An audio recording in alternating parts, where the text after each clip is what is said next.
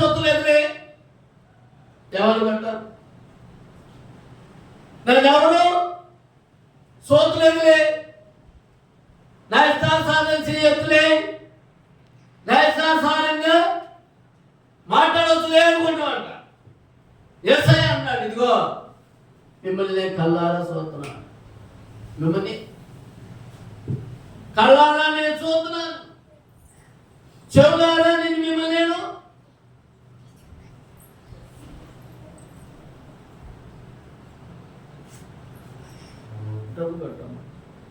కనులుండి చూడనైతి నా పాపమే, హృదయం నుండి ఎరగనైతి నా శాపమే.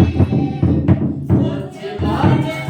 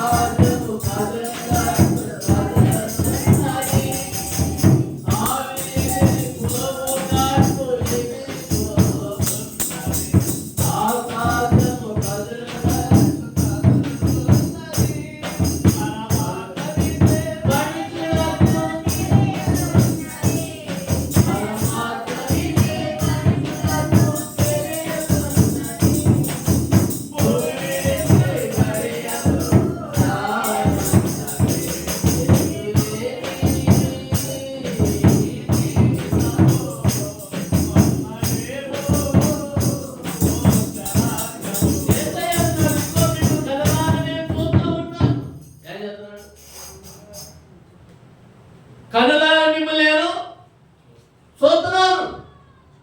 మా నాలుగే కాదా, మా పేదలే కాదా, మా గృహాలే కాదా అనుకున్నాను. ఏది కూడా మీది లేదే లేదు. కనీసం నీ శరీరం నీది కానే కాదు. యేసు ప్రభు వారు కాగైతే కాదు, ఇప్పుడే ఒక క్షణంలో నేను వెళ్ళిపోవాల్సిందే. నేను రాను, మా ఇంట్లో ఉంటాను అందరిలో ఉండను. అందుకోసం యేసయ్య అన్నాడు, తండ్రి దేని యొక్క వాక్యం అంటుందండి, నరులా దేవుడు చూస్తున్నాడు. ఏమని చెప్తున్నాడంటే తన పరిశుద్ధంలో ఉన్నాడు. దేని యొక్క వాక్యం ఏమంటుందంటే 11వ అధ్యాయం 2వ వచనం అంటున్నాడు, దుష్టులు విల్లు బట్టి విల్లెత్తి పెట్టి ఉన్నారు, చీకటిలో యథార్థ హృదయముల వేయుటకి బాణాలు సంధించి ఉన్నారు. అర్థమవుతుందా? దుష్టుడు ఎప్పుడు దొరుకుతావా అని, ఆడు ఎప్పుడు తిరిగిలాడుతూనే ఉన్నాడు. దుష్టుడు ఎప్పుడు వాడి నాలుకని స్వాధీన చేసుకుందామని వాడికి ఆలోచన లేనే లేదు. దుష్టుడు ఎప్పుడు బాణం పెట్టి నీ గురి పెట్టి ఉండేది. ఆ గురి నుంచి మనం ఏం చేసుకోవాలంటే ఏం చేయాలి? తప్పించుకోవాలి. నీ నాలుగు కాసుకుంటే తప్పించుకోవాలి, నీ పెదాలు కాసుకుంటే తప్పించు, నీ నోరు కాసుకుంటే తప్పించుకుంటావు, నీ కళ్ళు కూడా కాసుకుంటే నువ్వు తప్పించు. నువ్వు తప్పించుకుంటే అనుకుంటున్నావు. కానీ దేవుని యొక్క వాక్యం అంటుందంటే చూడు, దేవుని యొక్క వాక్యం అంటుంది, వాడు దుష్టుడు విల్లు పెట్టి ఉన్నాడు చీకటిలో యథార్థ హృదయం మీద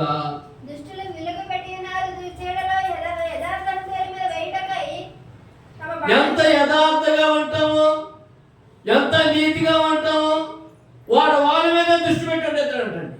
ఎవరి మీద? నీతిగా యథార్థగా ఉండాలి మీదే దృష్టి పెడతాడంట. ఎందుకని వాడు లాగి పడేస్తాడని, లేకపోతే నా మనిషే అని. వాడు జోలికి వెళ్ళదండి, తిరిగోడు జోలికి, తాగుబోతుడు జోలికి, లేకపోతే పరిగిరాని వాడు జోలికి వెళ్ళదే. ఆ పెంటలో రాయట్లేదు మన మీద పడుతుంది అంటారు. ఏమంటారు? దాని మీద రాయట్లేదు ఎందుకు, మనం తప్పించుకోలేదు అనుకుంటారు. కొందరు ఏం చేస్తారు, ఖచ్చితంగా దాంట్లోనే ఏం చేస్తారు, అసిద్ధమైన దాంట్లోనే రాయతారు. ఆ అసిద్ధం ఉందని చెప్పేసి మనం ఏం చేయాలంటే తప్పించుకొని తిరగాలి. వాడు విలువ బాగా పెట్టాడు, మనం తప్పించుకొని తిరగాలి. అందుకోసం వేస్తాయి అంటున్నాడు. దేవుని యొక్క వాక్యం అంటుంది, తమ భారములను వారి యందు నారి యందు సంధించి ఉన్నారు. పునాదులు పాడైన నీటి మందులు ఏమి చేయగలరు? పునాది మంచిదైతే ఇల్లు చక్కగా అలా నిలబడిపోయి ఉంటుంది. పునాది కనుక మంచిది కాకపోతే ఇల్లు మీద ఇల్లు కట్టు, ఇల్లు మీద ఇల్లు కట్టు, ఇల్లు మీద ఇల్లు ఎన్ని గంటలు కానీ కట్టిన తర్వాత బరువైపోయి కొప్పుకున్నట్టుగా నీ పాప కూడా అంతే. మీ పాప తలపులు కూడా కొప్పుకున్నట్టుగా కూలిపోతుంది. కూలిపోయిన తర్వాత రొమ్ము కొట్టి ఏడిసిన ప్రయోజనం ఏమి రాదు. అందుకోసం దేవుని యొక్క వాక్యం ఏమంటుందంటే, సరే దేవుని యొక్క వాక్యం ఖచ్చితంగా మనకి లేఖనాలు సెలవిస్తా ఉంటున్నాయి. వాడు సంధించి పెట్టి ఉంటాడు.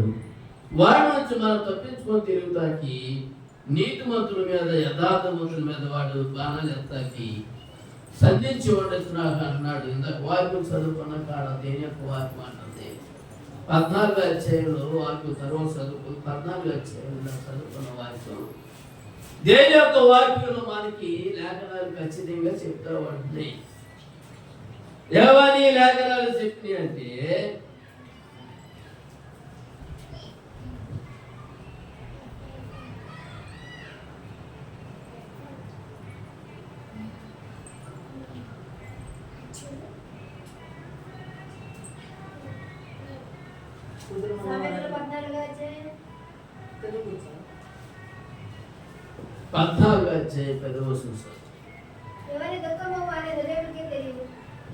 ఎవరి దుఃఖాలు వాళ్ళ హృదయానికే తెలుసుతారు. అర్థమవుతుందా? మీ హృదయం, మీ నాలుకి, మీ పెదాలు అదుపులో పెట్టుకోవాలంట. ముందు కన్ను చూస్తుందంట, నాలుగు మాట్లాడతాను, నాలుగుతో పాటు పెదాలు కూడా. నేను అబద్ధం ఆడలేదు లేనుకుంటాను. అందుకోసం దేవుని యొక్క వాక్యం ఏమంటుందంటే, సామెతల రాసిన గ్రంథంలో 14వ అధ్యాయంలో దేవుని యొక్క వాక్యం మనకి లేఖనాలు ఖచ్చితంగా చెప్తా ఉంటుంది. ఎవరు దుఃఖం వారి హృదయానికి తెలుసు.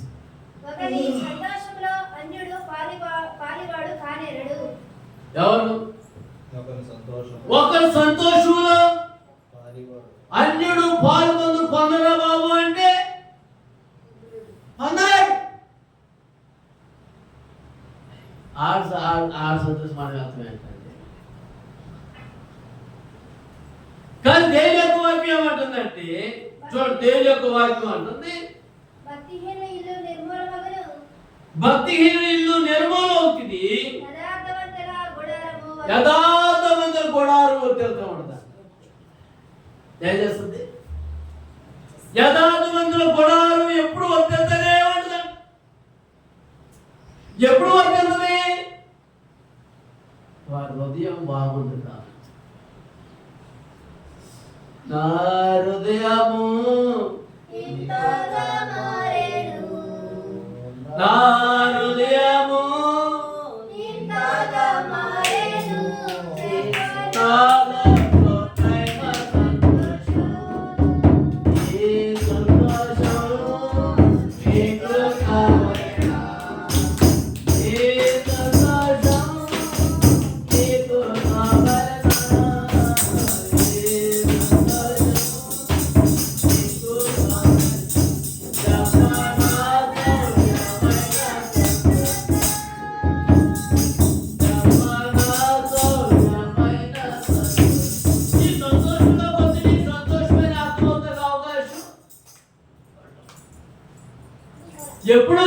సంతోషము?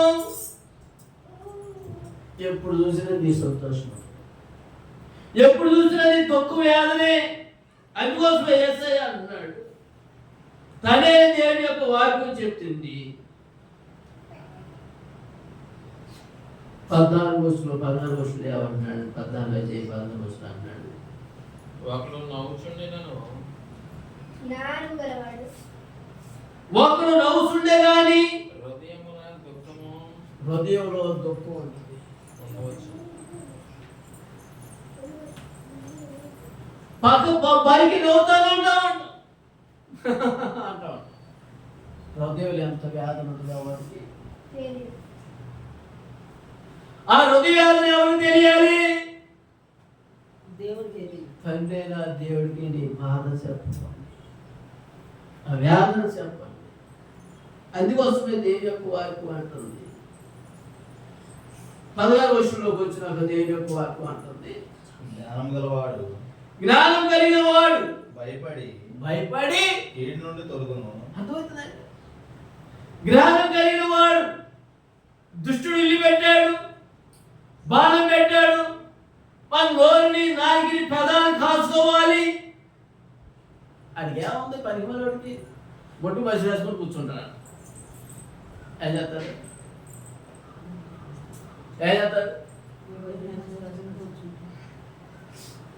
ఆడు వచ్చి ఏంటంటే నోటికి అద్దు పడదు, అదుపు పడదు. ఎవరు నాలుగు ఎవరు కూడా దాన్ని సాధు చేయలేదు. ఏ జంతువు అనేది సాధు చేసేవాంత కానీ నలినారికి మట్టికి సాధు చేయలేకపోయేవాడు. అందుకోసమే ధైర్యం వాక్యం అంటాం.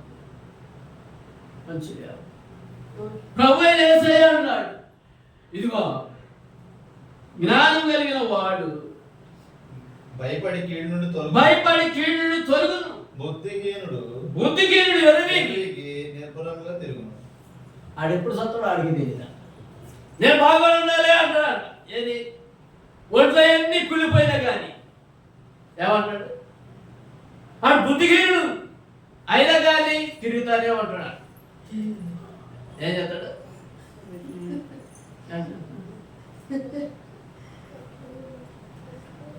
నెప్పుడుగా తిరుగుతాడంట.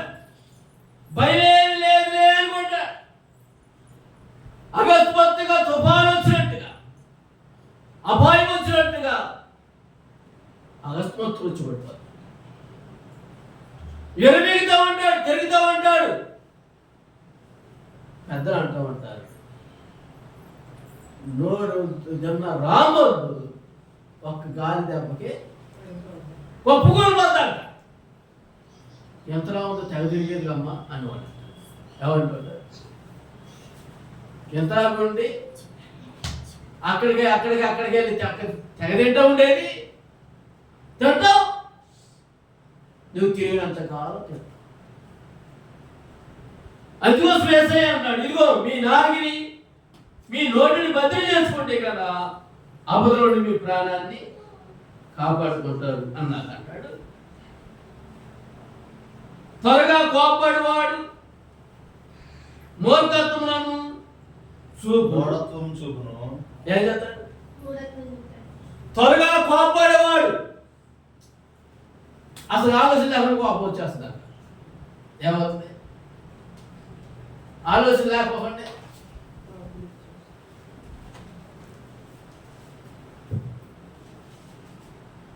నేను శివ అన్నట్టు ఏమంది? లోపల దంచుతున్నారు.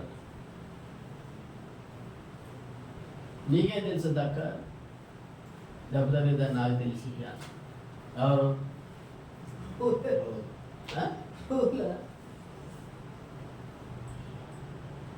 అది ఎంత అరిగిపోతూ ఉండదు కానీ అబ్బా అందో నాన్న ఎవరు చేస్తాం? దేవుని యొక్క వాక్యం అంటుంది, తండ్రి దేవుని యొక్క వాక్యం అంటుంది. త్వరగా కోపపడేవాడు మూఢత్వం చూపును, దురాలోచన గలవాడు దురాలోచన కలిగిన వాడు దేశింపబడును. దురాలోచన దుఃఖం చేయదండి. నువ్వు ఎంత దురాలోచన చేస్తావో నీకు అంతే చేయటం.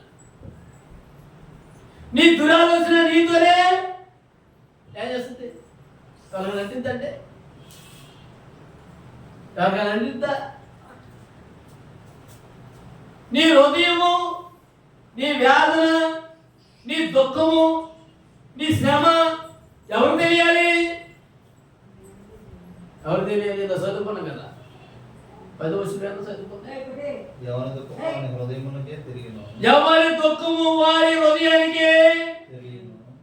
నీ హృదయానికే తెలిసి ఒకని సంతోషము అన్యుల పాలివాని నువ్వు చేసుకున్న పాపం నీతోనే ఉన్నది. నువ్వు మన మేలు చేసుకుంటే నీ పిల్లల ద్వారా నీ మేలు నీకు దీవెన ఉంది. నువ్వు చేసుకున్న పాపము, నువ్వు చేసుకున్న దోషము నీతోనే నడుతా ఉంటా. ఎవరితో? నాతోనే కాదు నాయనా అన్నాడు. ఎవరు? కయ్యం ఏమన్నాడు? నువ్వు చేసుకున్న హృదయం, నువ్వు చేసుకున్న తలంపులు, నువ్వు చేసుకున్న ఆలోచనలు, నువ్వు చేసుకున్న పాపం బట్టి నీతోనే వస్తున్నారు బాబు అన్నాడు. కొంచెం తగ్గివా? తగ్గలేదే నాయన. నేను ఏం చేసినండి? ఏం చెప్తాను? శుభ్రపరుతాడు కళ్ళు అస్సు వార్తీయ. ఏ కుటుంబాన్ని పచ్చుకుంటే ఆ కుటుంబంలోకి వెళ్ళి ఏం చేయాలంట? చుచ్చు పెట్టాలంట. చుచ్చు పెట్టాలంట. ఎందుకు చుచ్చు పెట్టాడు? ఆ శుభ్రంగా పచ్చగా ఉందని చెప్పి వారి హృదయ వేదన దేవుడు చెప్పుకున్నాడు. ఎవరు? ఏ పేరు? ఆ హృదయ వేదన ఏంచినా ఎవరు తీర్చారు? యెహోవా దేవుడు తీర్చాడు. ఎవరు తీర్చారండి? ఎవరు తీర్చారు? దేవుడు ఆ వ్యాధుల్ని, ఆ దుఃఖాన్ని, ఆ శ్రమని ఆయన తీర్చాడు. ఆ వేసిన వేడుకు ఏం చేశాడంటే సాకు ఎడ్డు పాపకు కోడి కుప్పలతో ఉంటున్నాడండి, గోరి మందలతో ఉంటున్నాడండి. వాసలేక అర్థమైందండి. ఎవరితో పోయింది?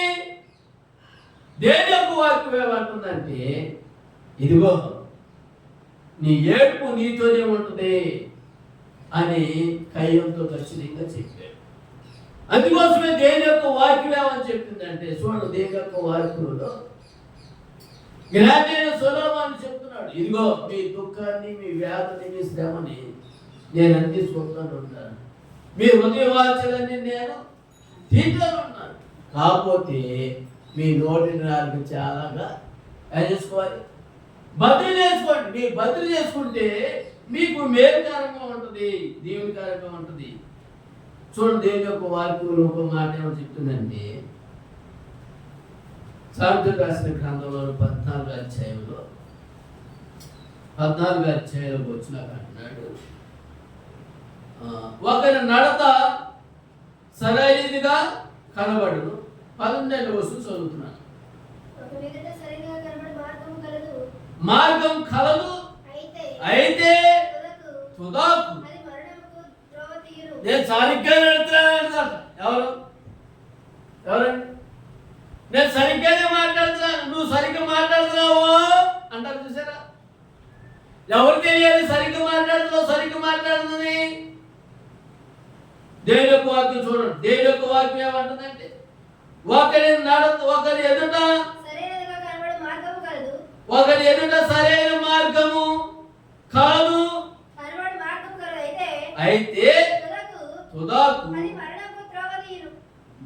11 బుద్ధిహీనుని ఇల్లు నిర్మూలమవుతుంది, యథార్థమంతుని గుడారము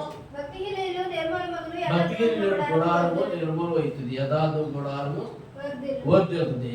ఆ తర్వాత ఏమంటే, ఒకడు నడత